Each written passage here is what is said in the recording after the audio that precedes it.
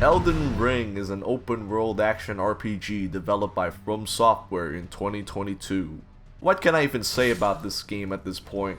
Elden Ring is one of the best video games released in recent memory, and many consider it to be the best game of all time. I'm a big fan of Dark Souls, not necessarily for the lore, although it's pretty dope. The gameplay is what tickles my nipples and make me go, yeah. The Souls games are so tight to play through with its mix of excellent exploration and combat in some of the most unique and interesting worlds in gaming. When they showed the Elden Ring gameplay reveal back in 2021, it seemed to be an open world Dark Souls pretty much, and I knew I had to be there day one. Like many others, that first playthrough was magical. You'd be out there finding all types of cool shit, exploring beautiful yet haunting locations, going from being a naked man to a badass. My ass was glued to my seat for days. Right after I finished making my Risen 3 review, that is. That was back in 2022, and I haven't played since. Elden Ring is one of those games that I felt no need to go back to, because I was just that satisfied with it. I guess I felt fulfilled with my playthrough at that point. But with the new Shadow of the Erdtree expansion out now, I think it's time to go back to the lands between one last time, and conquer some challenges along the way. Elden Ring looks beautiful. Not necessarily the character models or faces even, although they are a massive improvement from the previous FromSoft titles. The art direction and world design just makes me nut. This game has views for days. Every section of the lands between has something special going on. Limgrave is whatever, just forests and rocks and shit, but to the east is Caelid, a red, rotten hellscape filled with big birds and dogs trying to dig into your asshole. And to the northwest is Liurnia of the Lakes, this huge body of water with giant lobsters and grey looking blob people. And Leyendell, damn bruh, just look at it. I would live there if only there weren't so many snowman looking things blowing trumpets all the time. So many locations, so much variety, all excellently built. What more could you ask for? Well, better performance for one. Elden Ring never manages to run smoothly. At a glance, the footage may look alright, but there are micro stutters, and it definitely didn't feel too good to play. And look at these flickers. I thought there was a problem with my graphics card drivers at first, or in-game settings, but no matter what I changed, the flickers still happen. Later on, while playing Shadow of the Erdtree, I updated my graphics card drivers, but the game still flickers. And yes, I restarted my PC. Here are my specs, by the way. They're definitely enough to handle the game at high settings, but even on low, it's still bad. Even after 2 years, FromSoft never addressed the performance, not entirely anyway, which really claps dirty ass cheeks. The game's really fun, but the performance really drags it down. I watched a couple of videos from Digital Foundry on Elden Ring's performance, and it seems that the Steam Deck version is way better. Why can't the regular version get those changes? The inclusion of image upscaling like DLSS or FSR could have helped too, but there's none of that here. FromSoft is definitely lacking in the tech department. I still remember booting up the original Prepare to Die edition of Dark Souls for the first time, looking like my unclean shower screen, and still push through the game. Good thing I take off my glasses while taking showers. The games are just that good, but damn it, get your shits together. Update. As of the latest 1.13 patch, the stuttering and frame times seem to have gone a bit better, for me at least. I don't know if it's placebo or if it's from the shaders already compiled once, so it might not even be the patch, but it feels better now. Some areas do still drop frames, so it's not perfect. Take all of this with a grain of salt. Elden Ring is all about exploration, combat, combined with the amount of freedom you have to play the way you want. There's always something to find in this game. Inside every building, cave, dungeon, grave, ruin, asshole, or even just in the wilds, there's always something to get. Most of these items might not be too useful for your build, but it strongly encourages you to keep exploring and find the shit you want. And when you finally find a talisman or piece of gear you want, nuts bust hard. To make your way through between different locations, you use your horse, Torrent. My favorite is BitTorrent. Torrent is a good boy. He's pretty fast and he even has a double jump to help you through platforming sections. He's mostly smooth to control, with the exception being when you're near a cliff where you have to be more careful when turning back. I suffered for way too long because I didn't know I can walk with Torrent, so don't be like me. Some big optional areas are pretty hidden, so you gotta be thorough. The open world consists of smaller dungeons with their own bosses, and bigger locations that feel like traditional Dark Souls areas, with checkpoints that are interconnected with multiple paths. The open world dungeons are usually short, but can have cool shit in them, like bell bearings to upgrade the shop and the round table hole for you to buy upgrade materials. The bosses in those dungeons are usually just normal enemies but stronger, or even recycled main bosses. This didn't happen to me too often, so the illusion of there being many different bosses in the overworld was unbroken for me. But if you're the type of person who likes to find everything, you might be disappointed. FromSoft definitely could have trimmed some fat in this department. The bread and butter of Elden Ring is the combat. It's an expanded version of Dark Souls, with tons of weapon arts, spells, and ways to customize your weapons to your liking. There's this place called the Round Table Hold where you can do all your upgrading in, along with talking to various tarnishes and plot important characters. My favorite is this old knight guy. His helmet looks funny.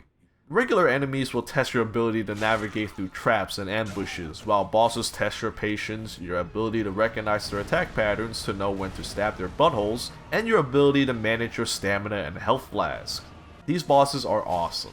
They look cool and their movesets are interesting and varied, especially the major story bosses. At first they'll kick your ass, but they'll kick your ass with style and it's a spectacle to watch. It's like being a cuck. If you're really shit though, there's something called Stakes America that can spawn you right outside the boss room and you die, so you don't have to haul your ass over there anymore. This makes you focus on the boss more and less on hauling your ass back to the room instead. But not all bosses have that, and I wish they do. You'll get fucked again and again, but when you get an attempt where you're the one fucking, it feels so damn good. It's like being a cuck. Difficulty has been one of the more controversial topics when it comes to Souls or even FromSoft games in general. Some players find them too hard and want an easy mode. The fact of the matter is, the Souls games are RPGs, with many builds to choose from. Summons are a huge part of this game. There's so many summonable mobs and NPCs that you can use to help with bosses or tough areas, and you can even upgrade them. There are a lot of cool ones you can get, like the wolves, kinky lizard with a whip, and even yourself. There are fights that are just miserable doing alone, so having a summon with you makes a huge difference. There's this notion going around that beating the game using summons is not actually beating the game, and to those people I say fuck them. Play the way you want. If you have the time to redo a hard ass boss 100 times, then be my guest, but if you don't, then whatever. Do what's fun for you. You should uphold your own standards when playing games, but don't expect anyone else to follow them. If a mechanic is in the game, then the developers intend for you to use it. Arguing about whether using certain mechanics makes a better player or not, though, is a different story. But just let people do what they want, man. Elden Ring is one of the most memorable gaming experiences I've had in a long time. Exploration is rewarding, the combat is fluid, and there's tons of playstyles to choose from. I don't want to sound like I'm gobbling on the game's sweaty, rot-written ball sack, but the whole way through, riding my horse, discovering new shit, and taking my time building my character, it's like being happy for the first time ever. Being free for the first time. If it wasn't for the inconsistent performance, I would say Elden Ring is a masterpiece. This is one of those games that you can keep replaying because of all the content and amount of options you have to play, and that's a beautiful thing. But to me, just going through a couple times, that's enough, man. I mean, I already have like over 100 hours on this shit, so I gotta get out of here. I won't be talking about the story much because, like the Souls games, it's very lore heavy and I'm not caught up with that shit. On the surface, it's pretty basic. There's a fallen kingdom, the power to control that kingdom is free for the taking, and you're one of those people called the Tarnish who has a big enough dick to try and take it, with an equally sized ass to take the clapping. You're not necessarily a good or bad guy, just someone who wants power or whatever you wrote on your D&D character sheet. Throughout the game, you can side with the people who used to rule the lands between or join with new factions. Like Dark Souls, there are side quests where you interact with NPCs and learn their backstories and cry because they're more depressing than your own life. These quests are hard to track sometimes. Even with the NPC icons on the map, it's still confusing to figure out where to go or what to do next. I mean, sometimes you can just head straight to the NPC and it'll progress that way, but others, you have to do some cryptic shit. The game desperately needs a quest log, at least with the side content. Personally, I went with Ronnie's questline for the ending because it takes 4 hands to handle this dick. The actual lore is pretty fucked up. The gist of it is, alien moon people, Rule 63 self-says, children included. What more could you ask for? Shadow of the Erdtree is the latest expansion from Elden Ring, and is most likely gonna be the only one. Man, this is an expansion, and I do mean an expansion. Oh fuck! You get a huge ass brand new map to explore, plus a bunch more areas, weapons, armors, spells, and bosses to find. The expansion takes place in the Shadow Realm. Yes, just like Yu-Gi-Oh! The story follows Miquella, one of the royal figures of Elden Ring, and the brother of Rot Roman Melania. As we all know by now, anything that even remotely relates to Melania is a bad sign. After killing the big blood guy during a home invasion at his palace, you follow a group of Miquella's followers led by a knight named Lita into the Shadow Realm. You're tasked with the search of Miquella, following his footsteps where these crosses lay along with a piece of himself. His limbs, dick and balls, emotions, you name it, all abandoned, and you gotta figure out why. There's a new progression system that requires you to collect these Erdtree fragments, or Shadow Tree fragments, or Scatman fragments, or whatever you want to call them. In the Shadow Realm, you start off weak, but as you collect more Erdtree fragments, you regain your power and will be able to use a bigger percentage of your stats. It's simple and is there for balancing reasons, but it works and lets the devs focus on the important shit. Like feet. Difficulty has been a huge complaint for Shadow of the Erdtree, and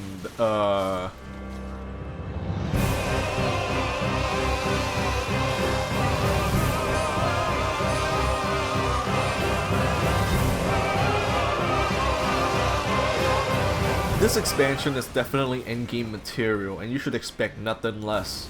The bosses here are stronger than the endgame bosses in the main game, and that pissed a lot of people off apparently. I did notice that the bosses are a lot more aggressive compared to the base game ones, and some of their moves are so visual effects heavy that it tanked my frames and killed me a few times because I couldn't see shit. But it's not impossible.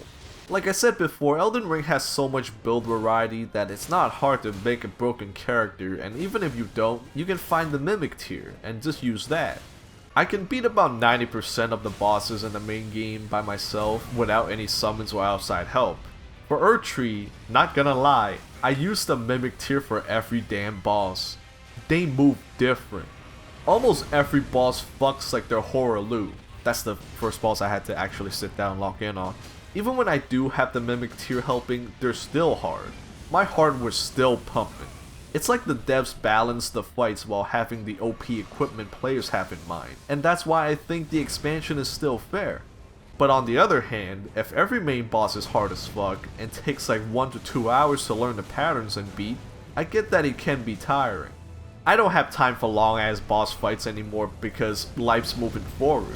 I have maybe 2 hours on the weekdays after work to play a game before chilling and going to bed, and if one single boss takes the entire gaming session to beat, I don't think I would be satisfied with the progress I'm making, so I use the Mimic tier. I could go all out on the weekends, but I could get burnt out playing only Elden Ring, and I have other responsibilities too. I know I have all the time in the world to play a game for a review, but that's not realistic when looking at it from an average person's point of view. In conclusion, Shadow of the Erdtree is good, man. It has some good views, new weapons, new bosses. It's what you would expect out of an Elden Ring expansion. The difficulty is the natural progression of the end game, and should be treated as such. It's hard but not impossible. Just use everything you have and you're good. If you do want to solo this shit without any summons or shit like that, just remember you're gonna be poking at it for a long time, and don't blame anyone other than yourself if you hate it.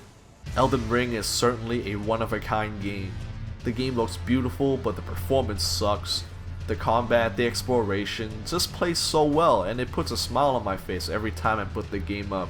There are a lot of things to find, bosses to beat, weapons and armor sets to collect, spells.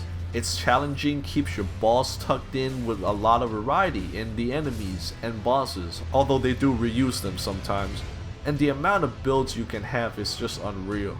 Shadow of the Erdtree is a good expansion too, but just know what you're getting into first with the difficulty.